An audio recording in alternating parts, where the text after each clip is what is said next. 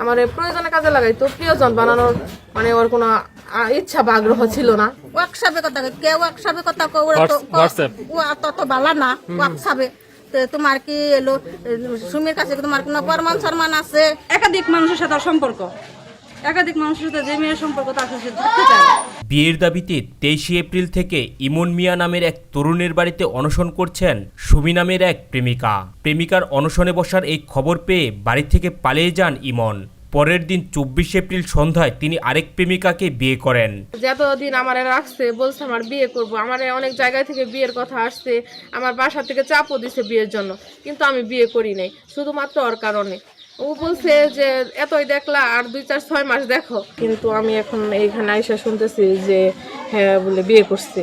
এমনই ঘটনা ঘটেছে টাঙ্গাইলের সখীপুর উপজেলার গজারিয়া গ্রামে। বিষয়টি সামাজিক যোগাযোগ মাধ্যম ফেসবুকে ভাইরাল হওয়ায় ব্যাপক আলোচনা চলছে।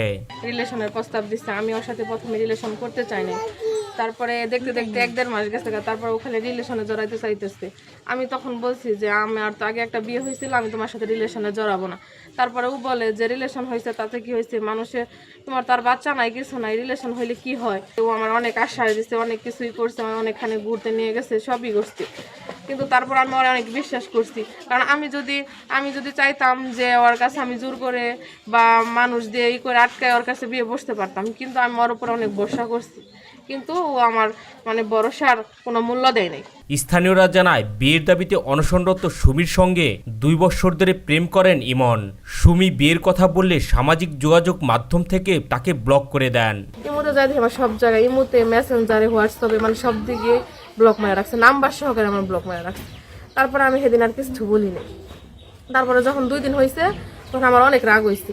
রাগ হওয়ার পরে তার অন্য একটা নাম্বার আমি ফোন দিছি, ফোন দিয়ে আমি আমার যেমন চাইছিলাম তাই কইছি, যেমন এমন করতেছিলাম বেশি কিছু করলাম কিন্তু উঠে বলবো।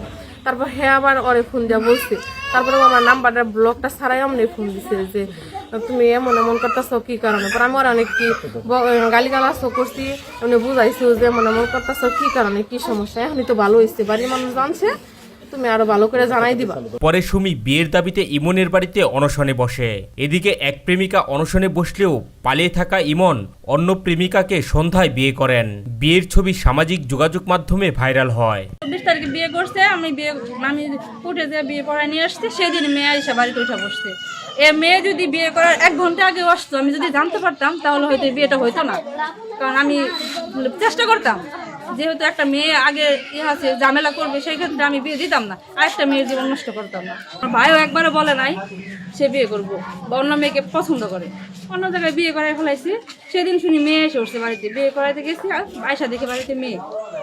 পরে শুনি যে তার সাথে সম্পর্ক ছিল আগে, আর সেইখানে থেকে সে আসছে, বিয়ের দাবিতে আসছে। বিয়ের দাবিতে অনশনরত সুমি বলেন, ইমন আমার সঙ্গে প্রেম করেছে, সে 5টি বিয়ে করলেও আমি তাকেই বিয়ে করব, অন্যথায় এই অনশন থেকে বিকল্প পথ বেছে নেব।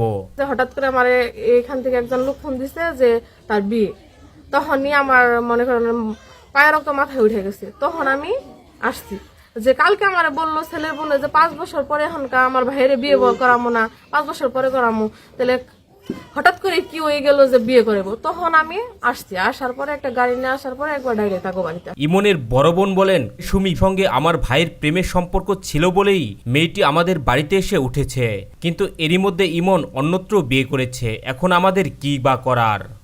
আমার ভাইকে আমি বিয়ে করাইছি, আমার ভাইয়ের বউ অলরেডি হয়ে গেছে অন্য, সেখানে তো না একটা বিয়ে করাইতে পারি।